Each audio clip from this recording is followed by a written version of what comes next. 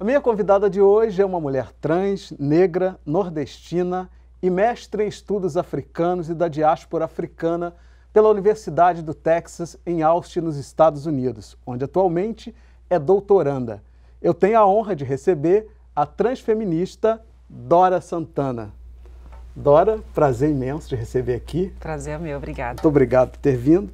E para a gente entrar nessa discussão, vamos assistir aqui um trechinho de um depoimento. É um orgulho muito grande a gente receber a Dora e a Dandara para uma fala que, infelizmente, ainda é rara, né, na academia, a gente ter espaços para falar sobre pessoas trans, sobre mulheres negras trans. E eu acho que isso traz à tona uma visibilidade para a diversidade negra, né? Porque, né, somos diversos, né? A gente tem histórias diferentes, vivências diferentes, corpos diferentes, né? Identidades diferentes. E é importante que a gente converse sobre isso, debata sobre isso e aprenda cada vez mais sobre a nossa diversidade, porque ela é sempre enriquecedora. A gente organizou essa mesa, já é a segunda vez, né, que a gente convida a Dora para falar, porque a gente vê a importância de trazer narrativas que geralmente são excluídas do discurso acadêmico, mas não só do discurso acadêmico, como também nos espaços de militância, né? Então, esse tipo de atividade acaba sendo um espaço de troca para que a gente tenha acesso, né, a vivências que também são excluídas da universidade, né? São pouquíssimas transexuais ou pessoas trans negras que compõem o ambiente acadêmico, e como um processo de autoconhecimento também, né? Então, é um exercício que a gente tenta fazer com frequência, né? É extremamente importante. Dora, como a gente viu aqui, é um assunto complexo ainda, é um assunto novo que muita gente não sabe exatamente o que é, nem como lidar, enfim, com a situação. A gente começar explicando o que é exatamente transfeminismo. Você pode pensar transfeminismo de várias perspectivas, né? Você pode pensar enquanto teorias, enquanto forma de teorização, mas também pode pensar enquanto prática, enquanto realidade, enquanto experiência encarnada, né? Em nível acadêmico, no Brasil, pelo menos, você tem uma edição de um livro, por exemplo, organizado pela Jaqueline Jesus, por exemplo, Transfeminismos, né, e Teoria. Fora do Brasil, você tem algumas revistas, como uma revista acadêmica TSQ, que é uma revista acadêmica que fala de questões trans, que discutem formas de desenvolvimento de linguagem para pensar perspectivas que tomam como a figura central pessoas trans, né? Mas eu penso que...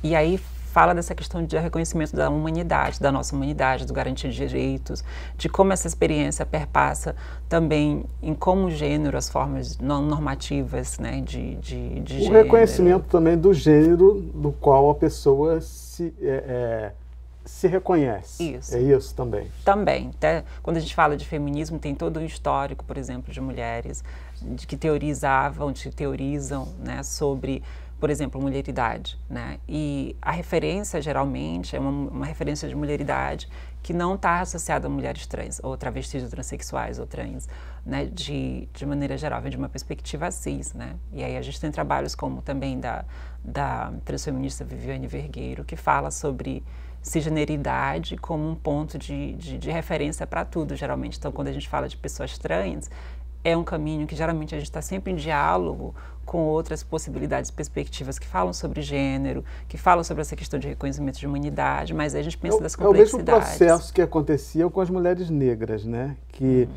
não tinha as suas especificidades discutidas, reconhecidas dentro desse movimento feminista. É mais ou menos por aí. Quando se fala em transfeminismo, você está trazendo essa especificidade dessa mulher que é a mulher trans. É por aí? Também, né? Porque quando eu falo estar em diálogo, e aí quando a gente fala de feminismo negro também, e fala de mulher negra, a gente tem que pensar também na posicionalidade da mulher transnegra, né? Ou da travesti negra, ou da maneira como nós nos identificamos com a nossa mulheridade, com travestilidade, com transexualidade, de acordo com a forma que a gente escolhe, né? Que a gente acha que nos representa melhor. E aí tem uma relação com isso, né, de negritude, porque quando a gente fala só de questão trans e de mulher trans em relação à mulher negra, por exemplo, a gente tem mulher trans negra, né? Então muitas das questões de como o nosso corpo é racializado, né, e de como o nosso corpo também enfrenta racismo, isso também perpassa por uma questão de gênero. A constituição de gênero para toda pessoa, né, vem relacionada também à forma como a pessoa é racializada, né? Então um problema que se tem, por exemplo, quando se discute transfeminismo, quando se discute feminismo negro e tudo isso, e quando a gente pensa no lugar da mulher transnegra hoje, é que, para a gente, não há somente uma coisa ou outra, a gente está pensando em todas essas formas relacionadas, né? Então, quando Sueli Carneiro fala de mulheres negras em movimento, né? Por exemplo, de mulheres negras que estavam em diferentes movimentos, mas não necessariamente de movimentos de mulheres negras, eu penso também em mulheres transnegras em movimento, né? Atualmente no Brasil a gente não tem um organizado movimento de, por exemplo, mulheres transnegras, mas nós estamos em vários espaços, nós estamos em movimento, né? Resistindo, mesmo que seja uma resistência individual, movimentar-se no mundo, né? E mesmo que não tenha consciência desse conceito, existem mulheres trans negras que estão exercendo o transfeminismo negro. Isso, né? Como eu falei, você pode perceber transfeminismo enquanto uma prática encarnada, né? Muito dos conhecimentos que a gente tem e dos conhecimentos que eu aprendo das minhas amizades, das pessoas com as quais eu me relaciono, das minhas amigas, né? São a partir de situações em que a gente não tem como desincorporá-las, né? Torná-las em línguas. Às vezes é um sentimento, você entra numa sala, você sabe que tem alguma coisa estranha, alguém te olha estranho, você sente uma energia, mas a gente não consegue dizer, né? E isso é complicado porque aí a gente sempre tem um testemunho que é questionado, né? A vida toda a gente tem um testemunho questionado. Não, mas você tem certeza que você é mulher? Não, mas quando que você, né, começou? Mas então, quando você fala dessa questão de incorporação, alguns artigos eu tenho visto falando sobre que transfeminismo é algo novo no Brasil, que tem uma travesti, por exemplo, no início de um artigo de um autor, que ele pergunta para ela o que é transfeminismo. Aí ela fala assim, isso é de comer, né? Então, um autor que é cis, né, que escolhe começar a falar sobre transfeminismo utilizando a fala de uma travesti enquanto ignorante, enquanto não conhecimento, né, é algo que querer desqualificar esse discurso, usar a travesti para desqualificar o discurso, dela. Isso, acho que é bem pedante, assim, porque eu penso enquanto vivenciar e fazer transfeminismo, enquanto conhecimento, que é bem mais legítimo do que simplesmente a consciência da noção de transfeminismo que vem de uma história acadêmica, né? Na verdade, a gente está buscando linguagens para pensar essas complexidades que são vividas, né? Que são resistidas todo dia. Que existem, que está aí no dia a dia, na realidade das pessoas, né? Isso. Queria que você me dissesse qual é a diferença entre travesti e transexual. Essas diferenças foram construídas, né, por exemplo, mas também são formas que nós nos apropriamos e nos constituímos identitariamente, né? E elas são complexas, são diversas, às vezes significam a mesma coisa, às vezes significam coisas opostas ou diferentes, né? E às vezes também são recusadas. Então, pensando na construção, né, transexualismo e tudo, é um conceito medicalizante, né, patologizante, né, que é considerado como uma desordem, uma disforia de gênero, que é uma coisa que torna isso um diagnóstico, né. E travesti, historicamente, é uma palavra que relaciona-se a uma identificação de pessoas trans femininas, trans mulheres e tudo, mas é um pouco específico mais ou menos da América Latina ou do Brasil especificamente, né? Então, você tem algumas de nós que dizer que eu sou travesti e mulher é equivalente, né? Dizer que eu sou travesti e também dizer que eu não sou mulher, também às vezes é possível, né? Dizer que eu sou travesti, também sou transexual é equivalente, dizer que sou... Então, assim, há formas diferentes de autodefinição que a gente utiliza, que, na verdade, é uma forma de estabelecer, né, um nível de entendimento que não deve, na maioria das vezes, ser questionado. As pessoas pensam, mas o que é isso? Ao invés de aceitarem, se você diz, olha, eu sou travesti, meu nome é Dora, né? Eu sou transnegra, meu nome é Dora, eu sou transexual, meu nome é Dora.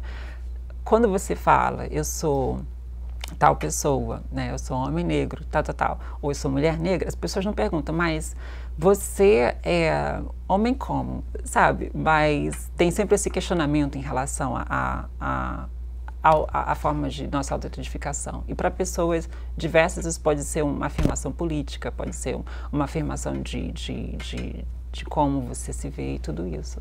Há essa ideia, né, de que a diferença que também é possível ter, de que as transexuais seriam as que teriam interesse em fazer uma cirurgia de redesignação sexual, né? Que seria uma cirurgia de transformação Mas do não gênero necessariamente genital. uma mulher trans tem esse desejo. Uma mulher pode ser trans e não ter esse desejo de mudar o corpo, por exemplo. Isso, definir mulheridade, o que é ser mulher, não necessariamente está associado a necessariamente cirurgias específicas, né? Está associado à forma como nós nos entendemos no mundo, né?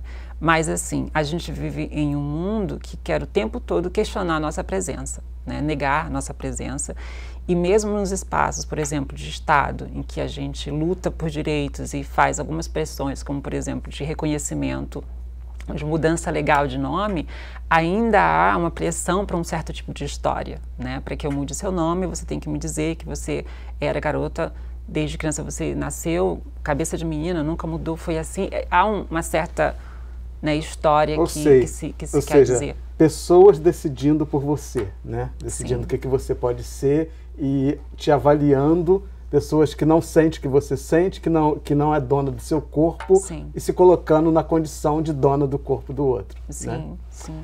Pois é, eu vou ter que ir para um pequeno intervalo, mas já eu estou de volta e fiquem com a gente porque esse assunto é muito interessante e com certeza nós temos muito que aprender sobre isso.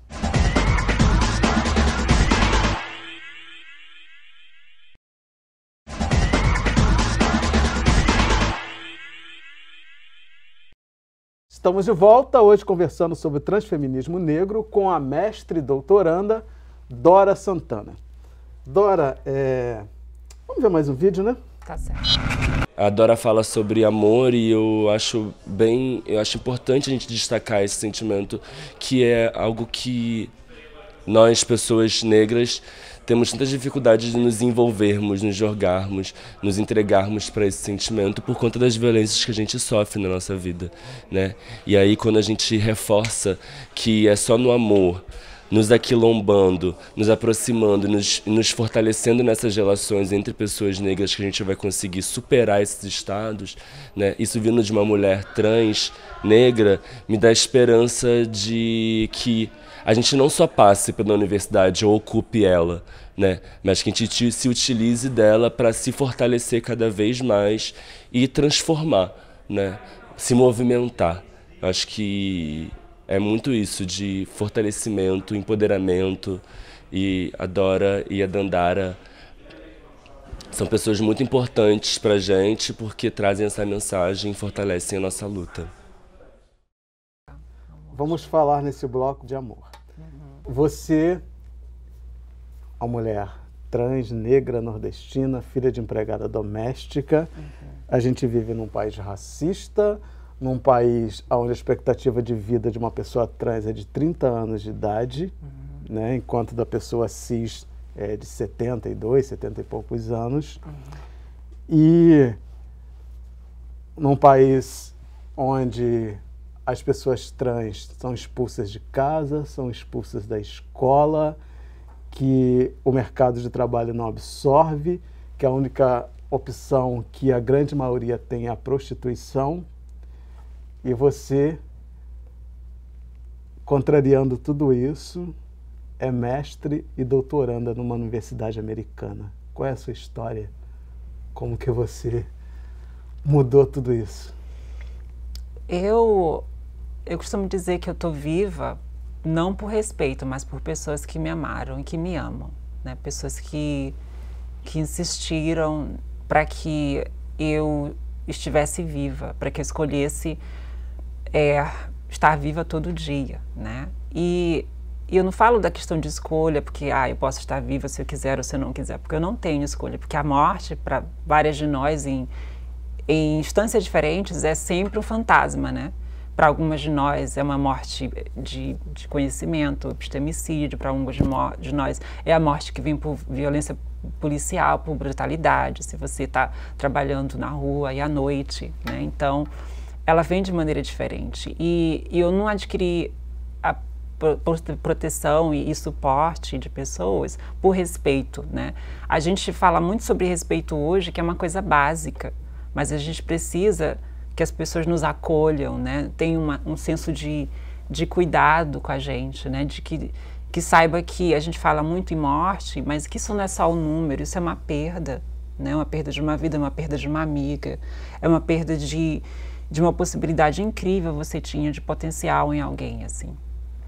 E eu falo que eu tive mulheres negras na minha vida que tiveram uma importância incrível, que me amaram naquele momento que eu não queria, né, viver, ou no momento que eu talvez não quisesse estar em certo espaço na academia, no momento que eu não queria escrever, porque eu era muito crítica, eu achava que era um privilégio muito grande estar em um espaço e estar falando sobre morte e chorando sobre páginas, enquanto algumas pessoas choram sobre corpos todo dia, né?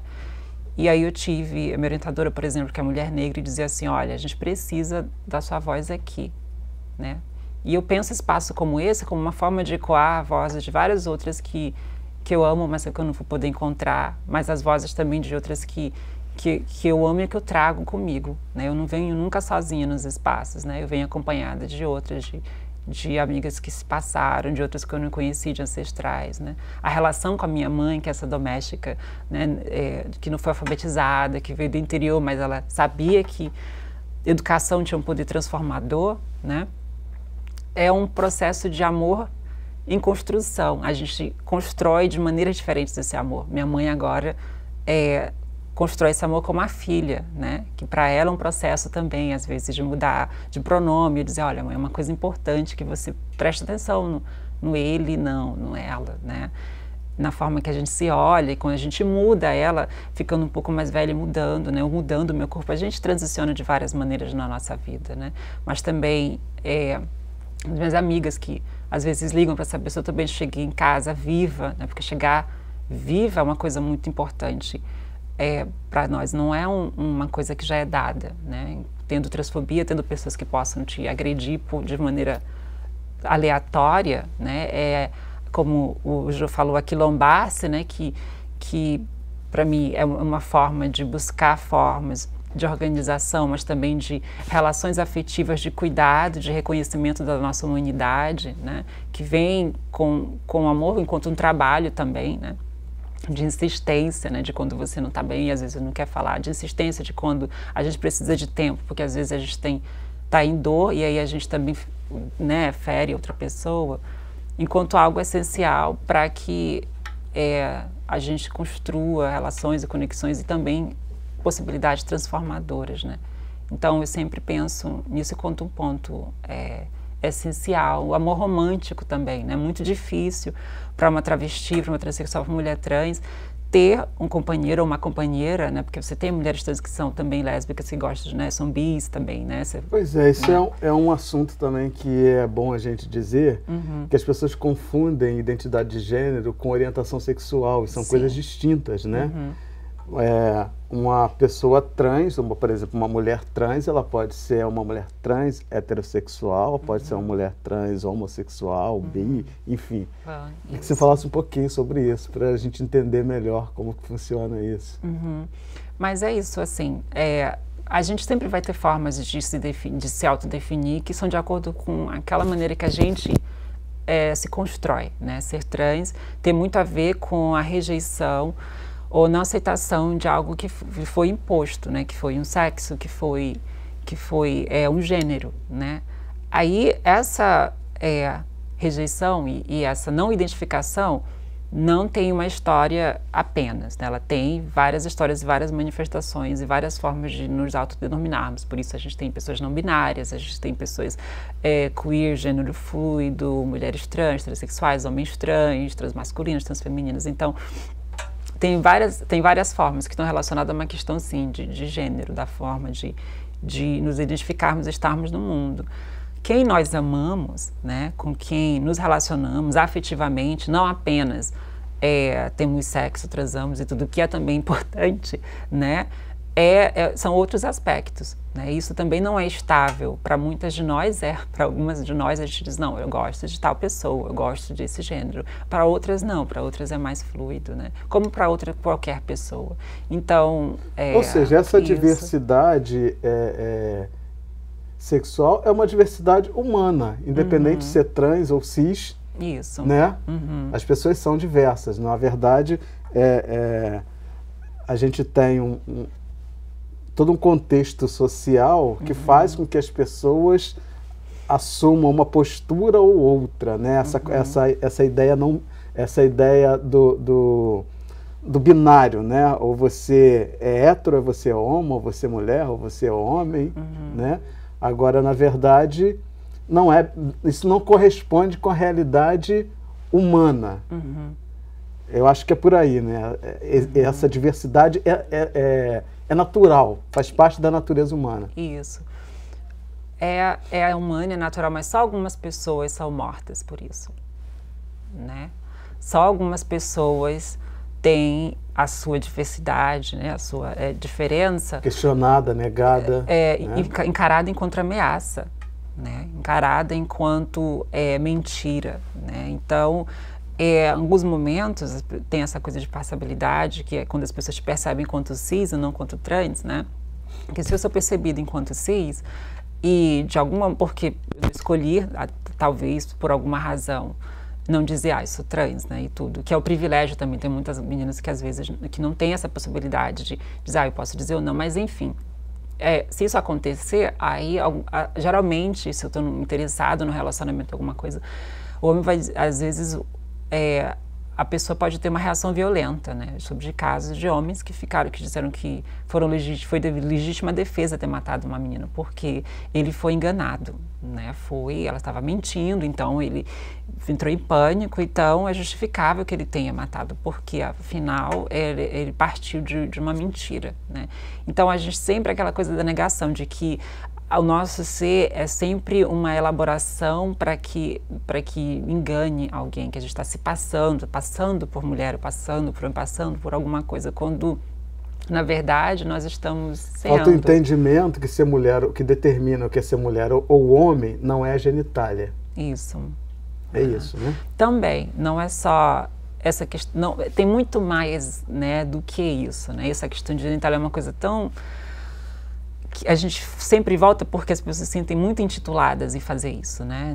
Eu não falo, não inicio uma pergunta, por exemplo, para um homem cis, se ele fez vasectomia. Você cortou?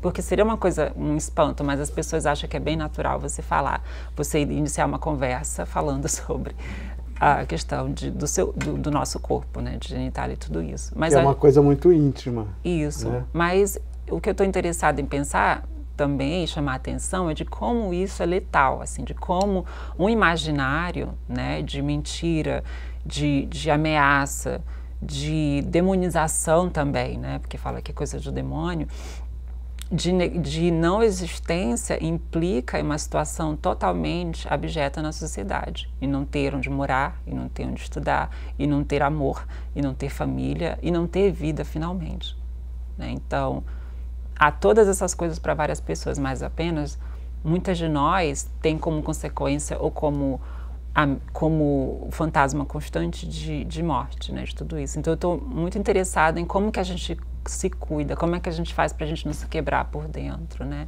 Como que no final do dia a gente não só sobrevive, mas a gente também resiste inteira, né? Eu acho que é uma questão importante. E o que fazer para não se quebrar por dentro? No meu caso, né, eu conecto, né, eu conecto com as pessoas que estão ao meu redor, para as outras meninas trans, com as outras pessoas que me amam, que me entendem, e me conecto também com as energias que eu não vejo, mas que eu sinto, né, com o conhecimento que meu corpo sabe, com os ancestrais e com as energias que estão aqui. Também me aquilombando com as energias que me fortalecem, mas também que me deixam fortalecê-las, né? Então não é só deixar que você veja também a posição de uma pessoa trans negra como muito vitimizada, eu preciso te ajudar. Não, eu preciso deixar você também participar da minha vida, né? Ser minha amiga, ir lá na minha casa, no churrasco. Sabe, essas coisas triviais, né, que se torna algo muito complicado quando se trata de uma pessoa trans, porque, eu não sei como lidar. Ué, lide de uma maneira trivial, né? Nós precisamos de uma discussão se mulheres trans vão ou não para o movimento de mulheres. Como fazemos? Primeiro você diz: oi, tudo bem, né? Abre a porta do evento, da sala, deixa pessoas sentar, diga: você é muito bem-vinda e teremos perguntas. Aí você faz perguntas simples. Não precisamos de todo um arcabouço para respeito, né? Para isso. Simples assim, né? O amor é o que move tudo. Se a gente deixa, se a gente abre a porta para o amor, tudo se resolve. Olha, muito obrigado por ter vindo. Muito obrigado por existir. Muito obrigado por essa missão, porque isso é uma missão. Sei que é uma responsabilidade grande nas tuas costas, mas eu acho que quando você vê um depoimento como você viu aqui do Jô e das meninas, eu acho que você tem a consciência que tem valido a pena esse teu esforço e carregar esse fardo. Então, muito obrigado, desejo toda a sorte do mundo. Obrigada. Todo amor, muita vida. Obrigada. E é coletivo, acho que é isso também. Eu venho e estou aqui por várias que me permitiram estar aqui. E que não estão aqui nessa mesa, mas que estão aqui comigo também. Tá bom? Ok, muito obrigado. Obrigada. Eu conversei com a transfeminista negra Dora Santana e para rever essa entrevista ou qualquer outra edição do programa é só acessar www.alerj.rj.gov.br ou cultine.com.br. Obrigado pela companhia e até o próximo encontro. Eu te espero.